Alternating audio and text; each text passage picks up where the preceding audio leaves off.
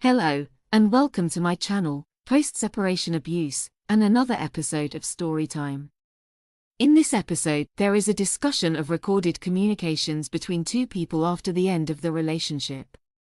This podcast was generated by AI platform Notepad using real-life recordings that highlight power dynamics, coercive control, and financial abuse in a relationship. Please help my channel to grow, like, share and comment. Subscribe to be notified when new content is uploaded. Okay, wow.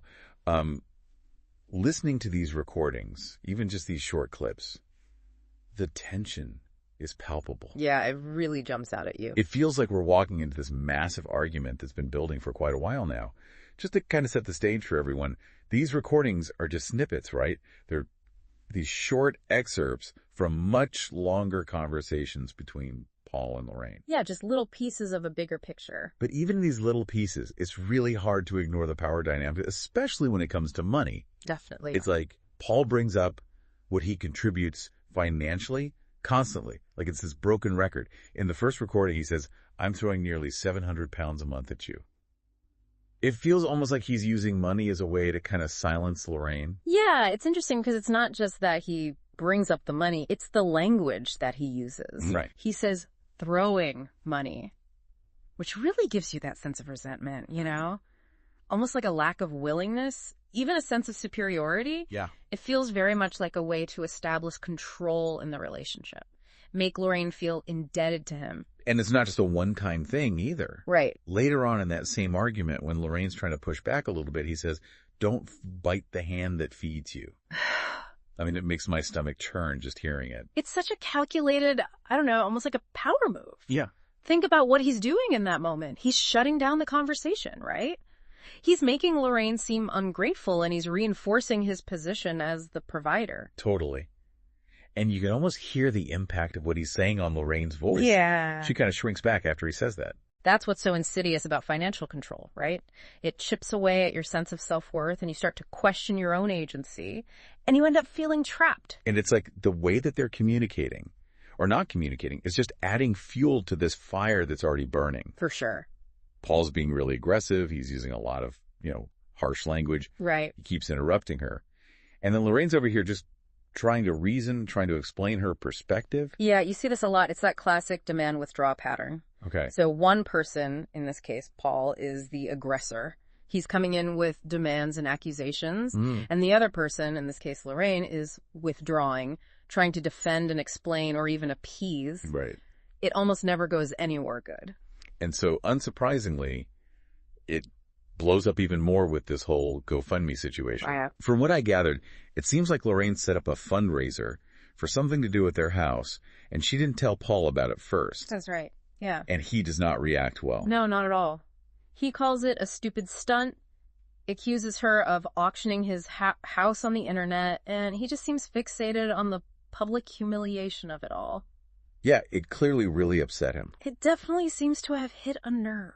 So how do we even begin to unpack that reaction? What's going on there? I think this incident is less about the GoFundMe itself and more about control. Okay. Paul's sense of ownership, right? His need to control what happens, even though they're going through a separation, it's being challenged. Yeah. And it's all playing out right there in that argument.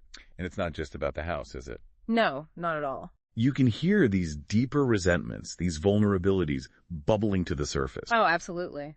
Like when Loraine says, you might not think you've had an easy ride, but you've had an easy ride living out here and all of this, making it your Fed dream. Wow. Yeah, that is a loaded statement. It speaks volumes. Years, maybe even a lifetime of feeling unseen and unheard and unappreciated. And on Paul's side, he talks about how he's always putting everyone else first. Yeah. And how this is the first time he's putting himself first. Right, which again doesn't excuse his behavior at all, but it does give us a glimpse into his emotional state.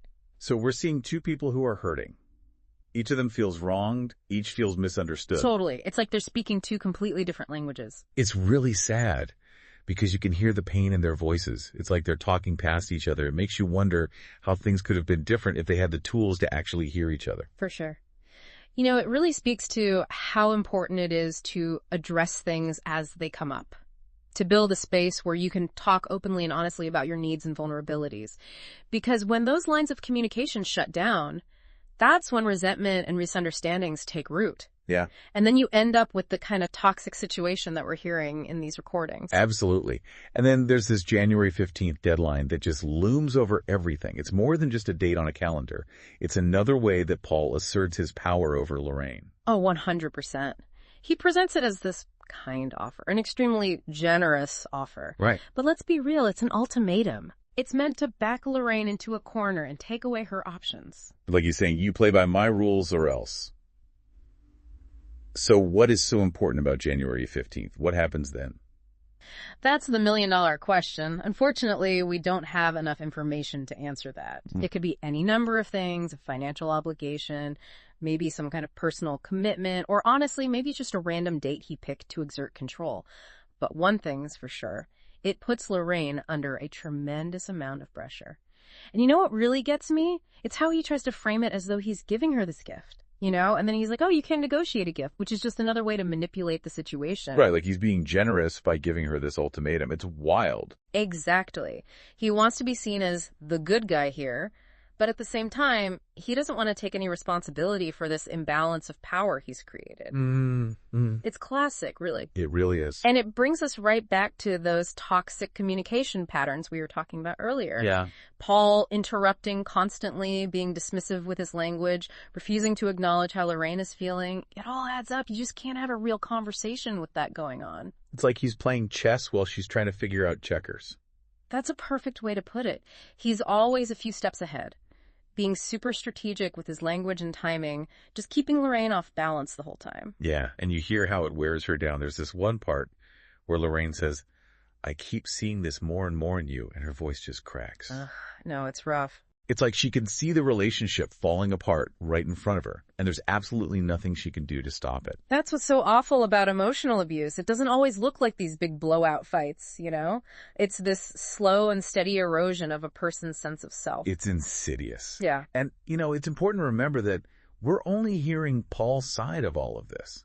We're missing half the story. That's a really good point. We're analyzing a very specific dynamic, but it's just one side. Right. Okay, so let's go back to that January 15th deadline. Okay. He is so calculated about the way that he brings it up, almost like he's reading from a script or something. Oh, totally. Yeah. He lays down the law, makes sure she knows what the consequences are, and then to really drive it home, he's like, oh, and if you don't do this, I'm moving back in. It's textbook intimidation tactics. It's all about making her afraid and making her do what he wants. Exactly. And this just points to a much bigger problem where he's the one who always has to be in control, always dictating what happens. Loraine doesn't even get a say. Right. And when you're on the receiving end of that kind of behavior, it's really hard to speak up for what you want and need. It's like you're walking on eggshells, just waiting for the other shoe to drop. Oh, I bet. It's exhausting, even just listening to it. I can't imagine dealing with that day in and day out. This is why it's so important to be able to spot these patterns early on. You know, if you're always censoring yourself, shrinking yourself to avoid upsetting your partner, or just feeling like you're walking on eggshells, those are major red flags. It's about trusting that gut feeling, that voice inside you that says, hey, something's not right here. Right. We're really good at explaining those feelings away. We tell ourselves it's not that bad, or he didn't really mean it like that. But over time, those compromises really start to add up. And they chip away at your sense of self-worth and your ability to stand up for yourself. You said earlier that this whole Gofundme thing was another power struggle. Paul seemed really hung up on the idea that Loraine was trying to publicly embarrass him. Yeah, he called it disgusting at one point. Yeah, which really shows how much this is about his ego and his need to be in control, right? Definitely. He's not even really upset about the fundraiser itself. It's all about how it makes him look. It's about maintaining that image of being the one in control, the provider, the decision maker. So Loraine doing her own thing, like that's a threat to his authority. Exactly. And instead of trying to understand where she's coming from or having an actual conversation about it, what does he do? He shuts her down, tells her she's wrong to feel the way she does, and reasserts his dominance. It's a vicious cycle. Absolutely. And, you know, this probably goes beyond just money. What are some other ways that control can show up in a relationship? Like, what are some more subtle signs? Oh, control is sneaky like that. Hmm. It can disguise itself as concern, like, I just want what's best for you. Or it can sound like protectiveness, like, I'm just looking out for you. Ugh. It might look like someone trying to isolate you from your friends and family, or tracking your every move, or even telling you what to wear or how to spend your time. So it's not always as obvious as yelling or aggression, Yeah. right? It can be a lot more insidious.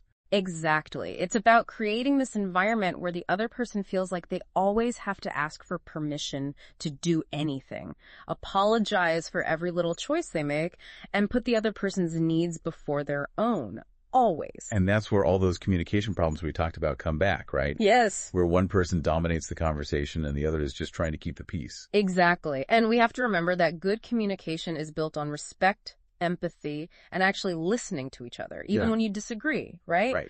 It's about creating a safe space for both people to speak their minds and feel heard, no matter what. And it doesn't sound like Paul and Loraine have that kind of safety in their relationship. Yeah, not at all. And without that safe space, without healthy communication, and with that power dynamic always at play, it's almost impossible to work through the stuff that's really driving them apart. It's like they're stuck in this cycle with no way out. Exactly. You know, something else really stood out to me. At the very end of the second recording, Paul says, we haven't talked about why our relationship failed. And it's not all down to me. It's not all down to me. It's like he knows deep down that he's played a part in this whole mess, but he can't admit it to himself. Oh, 100%. It's classic deflection. Yeah. He starts to go there, to talk about their role in all of this, but then he immediately turns it around and makes it seem like Loraine is equally responsible for their communication breaking down and the relationship falling apart. It's like he's trying to rewrite history, convince himself and Loraine that it's both of their faults. Right. And the worst part is he shuts down the conversation completely right after that. He's like, it's over and we don't need to talk about it, which is just another way of controlling the narrative. Go on. He's shutting down any chance for them to really reflect on what happened, any chance for him to take responsibility for his actions. And after years of Loraine holding back, censoring herself, just trying to keep the peace, she probably doesn't even have the energy to argue with him. Exactly. It's really sad because beneath all of the anger, all the accusations, there is this deep well of pain on both sides. Oh, You can hear it in the way that they talk, the way they just talk past each other. You can't help but wonder, what if they actually knew how to talk to each other? What if they could just tell each other how they're feeling? I know, right? It makes you think about how important it is to deal with things as they come up, to build that foundation of communication where you can be open and honest about what you need and how you're feeling. Absolutely, because when that breaks down, that's when all of the resentment and misunderstanding start to fester. Right. And then you end up in these toxic patterns of behavior like we're hearing in these recordings. It's like a cautionary tale. Yeah. It's a reminder that things don't just fall apart overnight. It's this slow buildup. Little compromises here and there, ignoring red flags, telling yourself it's not that bad. Yes. But those little things, they can turn into huge problems down the line. And that's why it is so important to trust your instincts, If something feels wrong, even if you don't know exactly what it is, pay attention to that feeling. So for anyone listening who might be dealing with something similar, what advice can you offer? Where do they even begin to unravel something like this? I think the first thing is admitting that there is a problem. It's really easy to brush things off, make excuses for bad behavior, especially when it's coming from someone you love.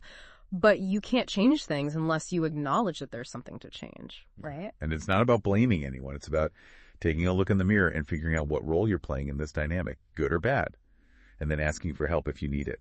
Right, exactly. And that support might look like therapy for you or for both of you. Or maybe it's talking to a close friend or a family member. The most important thing is just to break the silence. Find someone you trust and open up about what's going on. Because everyone deserves to be in a relationship where they feel safe and respected, where they don't have to hide their true selves. Absolutely. A relationship where you feel empowered to ask for what you need and share how you're feeling without fear of judgment or reprisal. That's what it's all about, really. What? Well, this has been quite the deep dive. Yeah. It's been really heavy. Definitely a lot to unpack. For anyone listening who related to this episode, or maybe it brought up some stuff for you, please remember that you're not alone in this. There's no shame in asking for help, and there are resources out there to support you. We've actually included some helpful links in the show notes. And remember that change is possible.